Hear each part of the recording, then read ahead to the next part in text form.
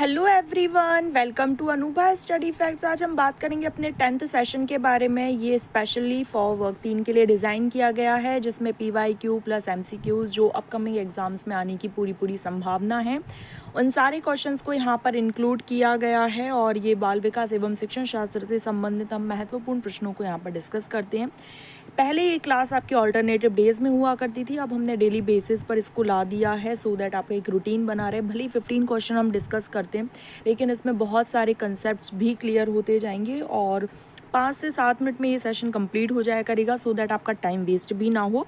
और संडे के दिन जब हम लाइव आते हैं तो वहाँ पर आप अपने डाउट्स पूछ सकते हो, किस तरीके से आपको क्या पढ़ना चाहिए, क्या स्ट्रेटजी है, कब एग्ज़ाम्स आने का है। और देखो, अब आप सबको पता है कि एग्ज़ाम आने का तो सुन रहे हैं कि बहुत जल्दी ही वैकेंसीज़ देखने को मिलेंगी। सो wish you all the very best. अच्छे से अपनी तैयारी करते रहो, जहाँ से भी पढ़ रहे हो वहाँ से पढ़ते रहो। ये सेशंस तो बस ऐसे ही है, नॉर्मल चलते फिरते भी देख लोगे तो 5-7 मिनट में कुछ नहीं। अपनी ईयरबड्स लगाई, थोड़ी सी स्पीड इंक्रीज़ करी और अच्छे से अपने सेशन को एंजॉय कर लो। और पसंद आए तो लाइक शेयर कर सकते हो, ज़्यादा से ज़्यादा शेयर कर दो। जो लोग वर्क 3 की तैयारी कर रहे हैं, बेल आइकन ज़रूर प्रेस कर लेना ताकि मेरी जब भी वीडियो अपलोड हो तो उसका नोटिफिकेशन आप लोग के पास पहुँच जाए। तो चलिए फिर आज का सेशन शुरू करते हैं। लास्ट वीडियो में मैंने होमवर्क क्वेश्चन दिया था, वो केवल रिया के द्वारा रिप्लाई किया गया और किसी ने भी उसका कोई रिप्लाई नहीं दिया। सो फर्स्ट ऑफ ऑल रिया के लिए हमें क्लैपिंग करना चाहिए कि वो इतना एक्टिवली पार्टिसिपेट कर रही हैं और बराबर जो भी मैं वीडियो में आप लोग को होमवर्क क्वेश्चन देती हूँ तो वो आंसर कर रही हैं। So wish you all the very best Riya for your exam, for your journey.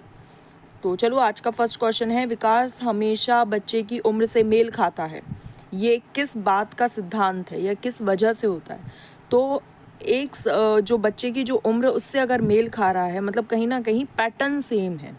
समझ रहे हो आप कि पैटर्न सेम होने की वजह से जो बच्चे की हम उम्र के जो बच्चे होते हैं लगभग वो करते हैं। जैसे लगभग 1-1.5 साल का बच्चा थोड़ा बहुत जैसे उठकर चलना, सहारे के बल चलना सीख लेता है। 1.5 से 2 साल का बच्चा या कभी कभी तो 1.5 साल का ही बच्चा बोलना भी सीख लेता है, भले माँ पा ब इस तरीके से कुछ को थोड़ा और ज़्यादा भी प्रोनाउंस करने लगते हैं। तो वो पैटर्न पूरा सेम फॉलो होगा कि पहले बच्चा जो है वो क्रॉल करेगा, भाई घुटने के बल चलेगा, फिर थोड़ा सा उठेगा, फिर सहारे से उठेगा, फिर धीरे धीरे चलना सीखेगा, फिर धीरे धीरे हाथ जो उसने पकड़ा हुआ है वो छोड़ेगा, फिर दौड़ना सीखेगा। ये एक समान पैटर्न है, तो ये बात इस चीज़ की पुष्टि करता है।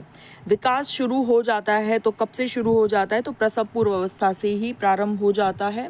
बाल्यावस्था होती है तो बाल्यावस्था, अब इसमें ये नहीं दिया कि पूर्व बाल्यावस्था है उत्तर बाल्यावस्था, तो हम पूरी बाल्यावस्था मानेंगे जो कि 2 से लेकर 12 वर्ष तक की होती है, तो 12 वर्ष तक। कोलबर्ग के अनुसार सबसे पहले कोलबर्ग ने कौन से विकास का सिद्धांत दिया? तो नैतिक विकास का सिद्धांत। कितने चरण दिए, ये सब आपको पता होना चाहिए और ये आप मुझे कमेंट्स में बताएंगे कितनी स्टेजेस हैं और कितने लेवल हैं। जल्दी से कमेंट्स में बताओ। वर्क 3 में इस तरीके से भी क्वेश्चन पूछेंगे। लोग कहते हैं अरे बहुत टफ आते हैं, आप इतना ईजी सेशन रखते हो।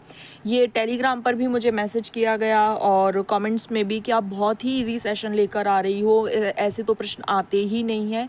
आप ये जो आज 10वां सेशन है, 10वां सेशन लगाओ, पूरे 10 सेशन लगाओ और फिर प्रीवियस ईयर सॉल्व करो। फिर आप मुझे बताओ कि जिस तरीके के मैं क्वेश्चन डिज़ाइन कर रही हूँ, क्या उस तरीके के प्रश्न नहीं आ रहे हैं क्या?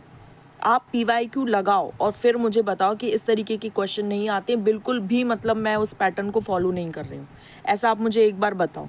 मतलब आप लोगों के लिए इतनी रिसर्च करती हूँ, इतना एनालिसिस करती हूँ कि क्वेश्चंस किस तरीके से पूछे जाते हैं, क्या फ्रेम किया जाता है। आप खुद माने, मतलब आप खुद देख लीजिएगा, मुझे प्रूफ देने की ज़रूरत ही नहीं कि उन्होंने ये तक पूछा है कि लेवल और स्टेजेस कितनी है। ठीक है, क्योंकि हर बार इस तरीके के कन्फ्यूज़न होते हैं इस प्रकार के प्रश्नों में। तो ऐसा नहीं है कि वो 30 के 30 प्रश्न इतने हायर लेवल के रख देंगे या 30 के 30 प्रश्न बिल्कुल लड्डू रख देंगे। उन्हें बिल्कुल हायर टू मॉडरेट एंड हर चीज़ में easy to moderate and moderate to higher जाना है। उन्हें पता है जो एग्ज़ाम पेपर डिज़ाइन कर रहे हैं। और मैं भी पूरी कोशिश करती हूँ कि आपको सेम वैसे ही पैटर्न पर क्वेश्चंस देखने को मिलें। कोलबर्ग के अनुसार नैतिक विकास के जो पहला चरण है वो कौन सा है? तो प्री कन्वेंशनल बोला जाता है, हिंदी में पूर्व परंपरागत कहा जाता है। निम्नलिखित में से किसको मुख्य ग्रंथि कहा जाता है? ये आज आपका होमवर्क क्वेश्चन है। इससे पहले के 2 सेशंस में मैं आपको ग्रंथि के बारे में बता चुकी थी, जिसमें एक हिंट दे देती हूँ। पीयूष ग्रंथि को हम लोगों ने मास्टर ग्लैंड कहा था। भाषा क्या है? तो एक प्रकार का संकेत है, सही बात है। प्रतीक एक साझा सिस्टम है कि भाई आप किस तरीके से समझते हैं। सूचना, विचारों, भावनाओं, प्रतिनिधित्व और संचार करने का उपयोग किया जाता है। बिल्कुल सभी विकल्प, तो बिल्कुल ऑल ऑफ द एबव। बालक की विवेचना तार्किक नहीं, और ये है कि अंतर्ज्ञान पर आधारित है, ना कि व्यवस्थित तर्क पर। कोई व्यवस्थित तर्क अगर बच्चा नहीं दे रहा है तो वो किस स्टेज में होगा? पूर्व संक्रियात्मक अवस्था में होगा, पूर्व क्रियात्मक काल में होगा, या आप इसे कह सकते हैं कि अभी जो बच्चा है वो बहुत ज़्यादा मैच्योर नहीं हुआ है। तो जब बच्चा मैच्योर नहीं तो वो पूर्व संक्रियात्मक काल में है। ठीक। विकास के लिए निम्नलिखित में से कौन सा एक उचित है? तो विकास जन्म के साथ प्रारंभ हुआ और समाप्त हो गया, ऐसा नहीं। विकास जीवन पर्यंत चलने वाली प्रोसेस है। हाँ, सांस्कृतिक संदर्भ विकास में एक महत्वपूर्ण भूमिका का निर्वाह करते हैं। बहुत बहुत ज़्यादा इंपॉर्टेंट है अकॉर्डिंग टू वाइगॉत्स्की। विकास एकल आयामी है, तो एकल आयामी नहीं है, मल्टी डायमेंशनल है। विकास पृथक नहीं, आइसोलेट नहीं है, बल्कि इंटर रिलेटेड है। ठीक है। विद्यार्थी व्यक्तिगत अंतर प्रदर्शित करते हैं, तो इसमें एक शिक्षक को क्या करना चाहिए? क्या करो कि भाई सख्त अनुशासन लगा दो, परीक्षणों की संख्या में वृद्धि कर दो, या समान गति पर जोर देने से देखो कुछ भी नहीं होगा, क्योंकि आपकी लर्निंग कैपेबिलिटी अलग है, मेरी लर्निंग कैपेबिलिटी अलग है। रेट हमेशा अलग होगी, ये आप ध्यान रखना। बच्चे की जो रेट होती है, इसमें पूछा जाता है, बहुत बार पूछा गया है कि जो बच्चे की रेट होती है ना, वो डिफर होती है, और वो सही है, लेकिन भिन्न प्रकार के सीखने के आप उन्हें अनुभव प्रदान करो। आप अलग सीखते हो, आपकी अलग सीख है। किसी को देखकर सीखकर अच्छा लगता है, देखकर सीखने में अच्छा लगता है, किसी को केवल सुनकर अच्छा लगता है। तो ये सबकी अलग अलग चॉइस होती है। तो आप क्या करेंगे? एज अ टीचर विभिन्न प्रकार के सीखने के अनुभव प्रदान करेंगे।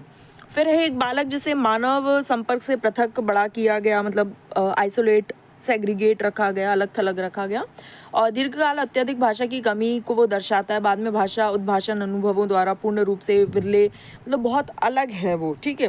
तो ये क्या है? अंतःक्रियावादी है।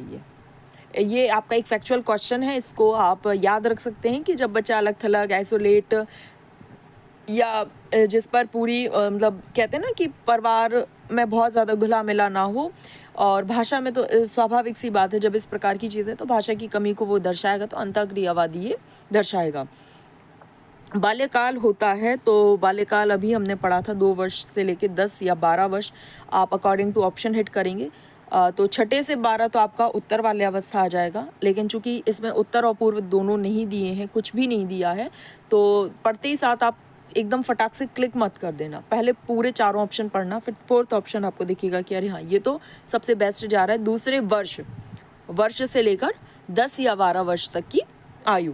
उल्लेखनीय स्मृतियाँ, साहित्यिक गतिविधियाँ और समूह नाटक, सहनशील विनम्रता, ये सब कुछ आपकी किशोर अवस्था में देखने को मिलती हैं। बालकों की सामाजिक दक्षता के विकास के लिए निम्नलिखित में से कौन सी अधिकतम प्रभावित होती है?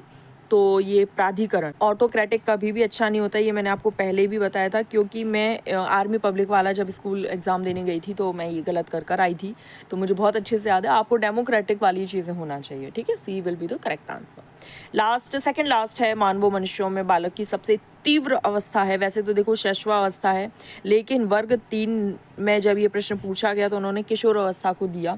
किशोर अवस्था में बहुत सारी चीज़ें चेंजेस होती हैं, बहुत उतार चढ़ाव आते हैं, इस वजह से इन्होंने किशोर अवस्था पर जोर दिया था। ठीक है, तो जो प्रसव पूर्व अवस्था होती है उसमें सबसे ज़्यादा चेंजेस देखने को मिलते हैं, और फिर आप सीधा किशोर अवस्था पर जंप कर सकते हैं कि भाई सबसे ज़्यादा चेंजेस वहीं देखने को मिल रहे हैं।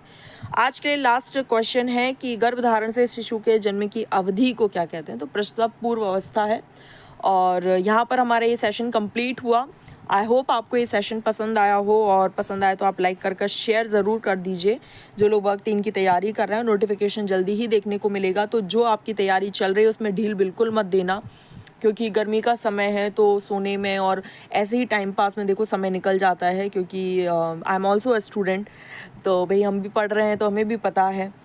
तो ये सारी चीज़ें आप लोगों को बहुत ध्यान रखनी है, और बिल्कुल जो इस समय ढील दे दी ना, तो आप समझिए आपके हाथ से एग्ज़ाम निकल जाएगा। लेकिन अगर इसी समय आप जुटकर पढ़ते रहे, भले ही वीडियोस देखते रहो, लेक्चर्स जो भी आप ले रहे हैं, पेड कोर्स है, सेल्फ स्टडी, कुछ भी बस पढ़ते रहो, थोड़ा करके कुछ भी पढ़ते रहो, तो ज़रूर मतलब जब तक नोटिफिकेशन आएगा तब तक आप बहुत अच्छी तैयारी कर चुके होंगे। और फिर नोटिफिकेशन से लेकर फॉर्म फिलिंग, एग्ज़ाम डेट तक बिल्कुल आपको केवल रिवीजन करके एक फाइनल टच देना रहेगा अपनी तैयारी को, ठीक है। सो wish you all the very best, अच्छे से तैयारी करो और हम कल अपने नेक्स्ट सेशन में मिलेंगे। Thanks for watching this video.